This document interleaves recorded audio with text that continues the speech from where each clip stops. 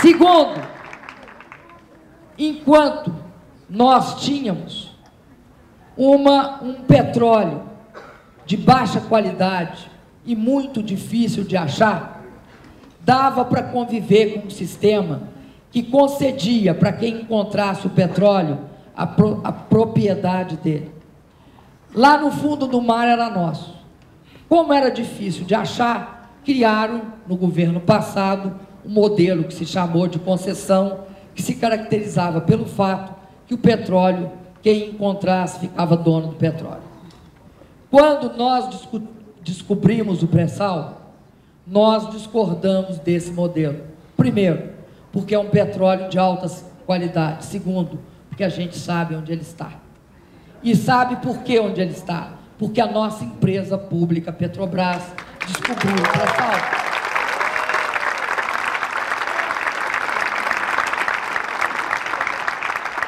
Manter o modelo anterior é privatizar o pré-sal. É dar o pré-sal, que é a maior riqueza de petróleo descoberta nos últimos anos, de mão beijada para empresas privadas internacionais. E é isso. E é por isso que a bancada do PSDB votou contra o modelo de partilha. Porque o modelo que nós propomos torna o petróleo, quando ele sobe, ele está lá embaixo, quando ele chega na superfície do mar, ele continua sendo da União. Oba! E, portanto, do povo brasileiro. Ele não vai diretamente para a empresa que achou. Primeiro ele vai para a União, e a União faz uma partilha. Fica com uma parte que ela decide quanto, dependendo do tamanho da jazida. É o modelo que todos os países que têm muito petróleo adotaram. E é isso que está em questão também nessa eleição. É o que eles farão, não só com o pré-sal, mas também com a Petrobras. Porque a gente não pode esquecer, nós temos de ter memória. Quem quis mudar o nome para Petrobras, tirando da Petrobras o que era brasileiro nela, que era o Brás, né? Pode continuar querendo mais. E a Petrobras não era para ser privatizada, era para ser partida, né? Esquartejada e as suas partes vendidas ou associadas. Hoje ela é a maior. Quando nós iniciamos esse processo, a Petrobras valia 15 bilhões de dólares. Hoje ela vale, pelo menos o último dado que eu tenho, ela vale 220 bilhões de dólares.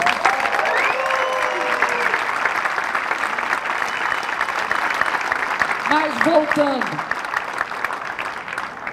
voltando à questão da nação, eu não acredito que seja possível uma sociedade e uma economia desenvolvida se a gente não for uma nação desenvolvida. E ninguém será nação desenvolvida se não valorizar a sua cultura. A cultura é a nossa alma. Assim como nós temos a maior biodiversidade do planeta, nós temos uma grande diversidade cultural. Uma diversidade cultural que tende a aflorar e que ela é fundamental para que a gente retome todo o sentido de nação, mas também valores e princípios éticos, morais, que nos transformem, de fato, num país desenvolvido. Por isso é que eu considero que esses próximos anos são anos com desafios maiores do que nós tivemos no primeiro momento. Talvez eu fale que são maiores, porque vocês sabem como é. Depois que você matou o leão, você fica com certo desprezo por ele. Mas o leão foi muito difícil de ser morto. Os próximos leões, eu acho, são bastante desafiadores. Mas assim como o leão que nós já matamos, nós poderemos também encarar esse. E acredito que os valores culturais nesse processo, que o processo, inclusive, que eu acho que o Leonardo Boff falou muito bem, nós, em 2002, falamos que a esperança venceu o medo, né? Diziam que a gente ia instaurar o caos, que nós não íamos conseguir governar, e, inclusive, desencadear uma especulação de mercado contra o real.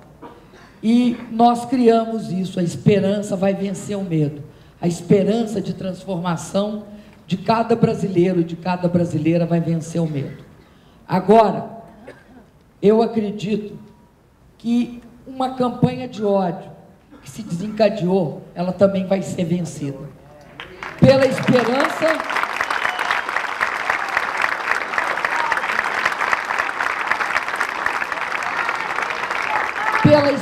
e pelo amor, não só pela verdade. O amor e a solidariedade que levou cada um de nós a colocar paixão nessa luta pela construção de um Brasil desenvolvido, socialmente justo. Sobretudo, nós temos de ter consciência de alguns valores que são nossos.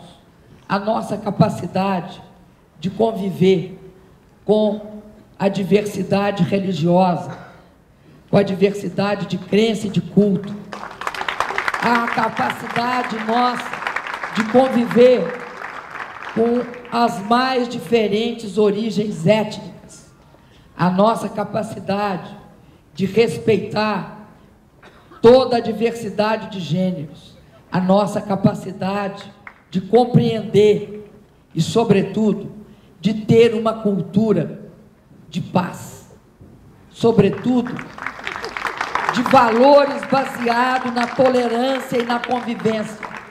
Nós não somos um país que destila ódio religioso. Nós somos um país onde as mais diversas religiões, os evangélicos, os católicos, os de origem islâmica, os espíritas, os budistas, enfim, todos os cultos podem se encontrar na mesma escola e conviver, os ateus, os judeus, onde árabes e israelenses sentam e compartilham a mesma mesa. Nós somos um país da tolerância. Tentar instilar o ódio religioso, a intolerância política ou qualquer preconceito não é característica de um país laico como o nosso, que tem no Estado um princípio de laicidade, porque nós não queremos o Estado apropriado por nenhuma crença, nenhuma religião, nenhuma divisão étnica.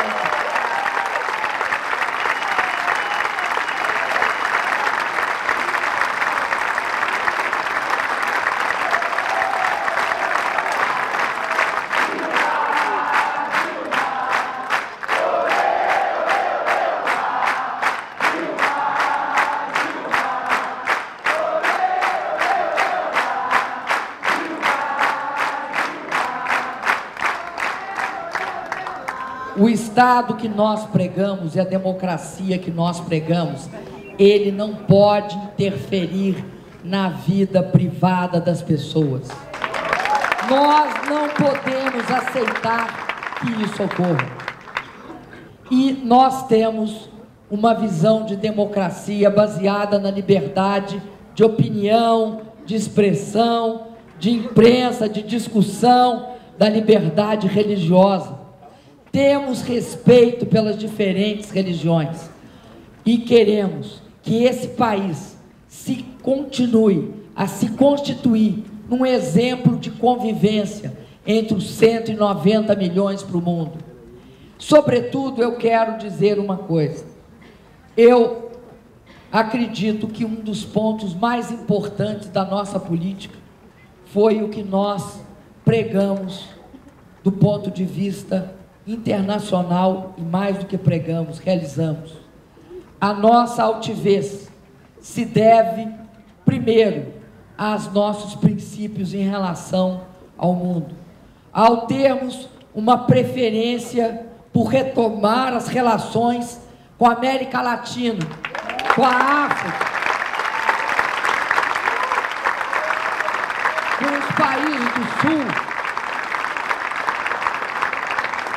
nós mostramos que somos capazes de estabelecer relações diversificadas e plurais. Quando nós pagamos o Fundo Monetário Internacional, e vocês podem ter certeza que isso foi condição para a nossa altivez internacional, porque eu não acredito que um devedor amarrado em todas as tramas do endividamento com o Fundo Monetário Internacional possa ter qualquer soberania em relação àqueles que controlam o Fundo Monetário. Foi por isso que nós pudemos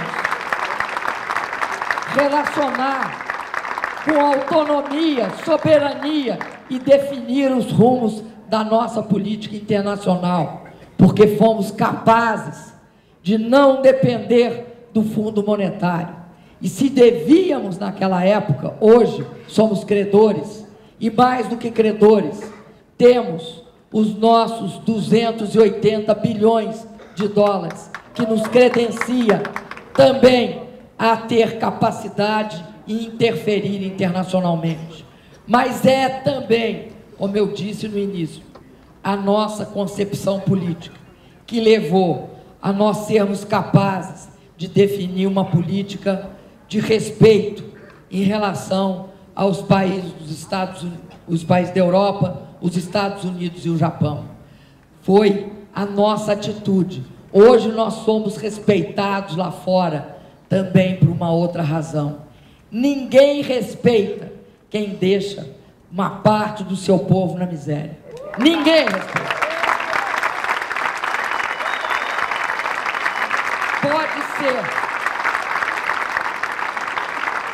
Pode ser um intelectual mais brilhante, mas ninguém respeita. Se não tirar seu povo da miséria, não tem o respeito internacional.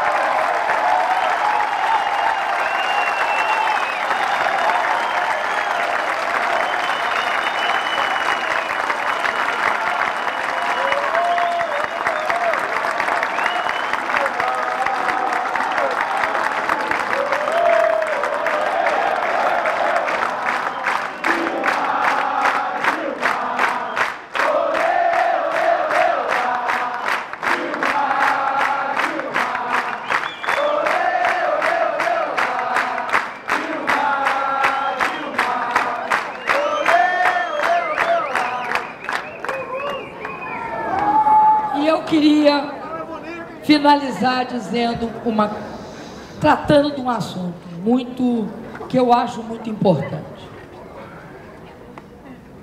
Eu tive a oportunidade de participar do governo do presidente Lula, de conviver diariamente com ele e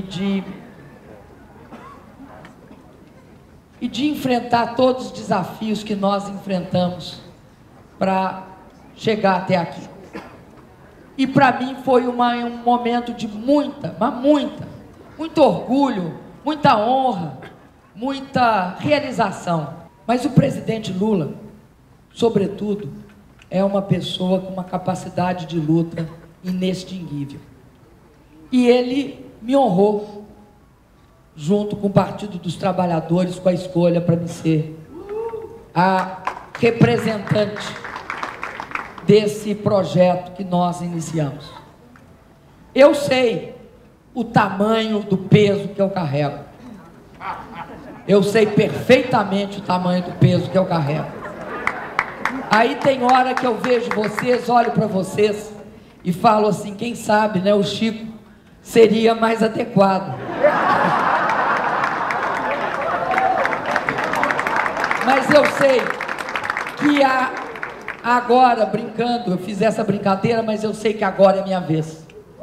E eu quero dizer para vocês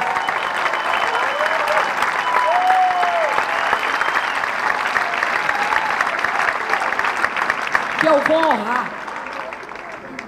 No dia 31 de dezembro, ele vai estar saindo lá do Planalto. E eu vou estar, se Deus quiser e vocês quiserem, eu estarei subindo. E eu quero dizer que assim como o presidente sempre diz, olha, sabe, Dilma, o metalúrgico não pode errar. Eu passava os dias pensando, se eu errar, nunca mais, ou dificilmente, ou vai ser muito difícil um trabalhador voltar a ser presidente do Brasil. E como é que eu volto para São Bernardo? E olho na cara do pessoal lá de São Bernardo.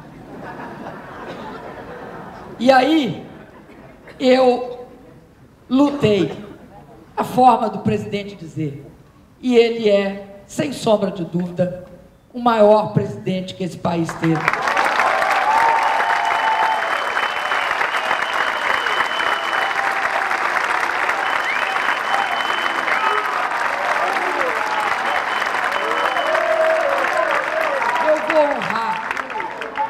Eu vou honrar essa missão e esse cuidado, até porque nós já chegamos à conclusão, o difícil, o presidente sempre fazia essa reflexão comigo, o difícil não é governar, o difícil é cuidar do povo brasileiro, é fazer o óbvio, porque o óbvio no Brasil nunca foi feito, e o óbvio é cuidar do povo brasileiro.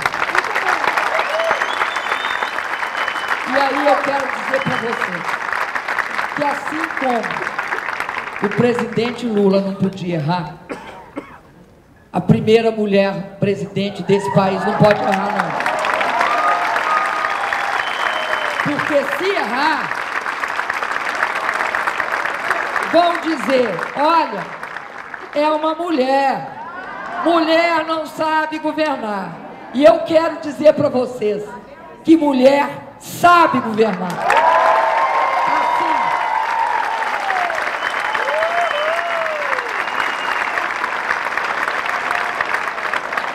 Assim como a mulher sabe ser uma profissional do teatro, assim como a mulher sabe ser uma enfermeira, assim como a mulher sabe ser dona de casa e cuidar dos seus filhos, assim como a mulher sabe ser empregada doméstica, ser uma policial federal, ser uma professora, uma engenheira, a mulher sabe governar. E é isso que também eu tenho, além da herança que o presidente Lula me deixa, eu tenho uma outra coisa para honrar, me comprometer, é honrar as milhões de mulheres desse país e ser a primeira presidente da República.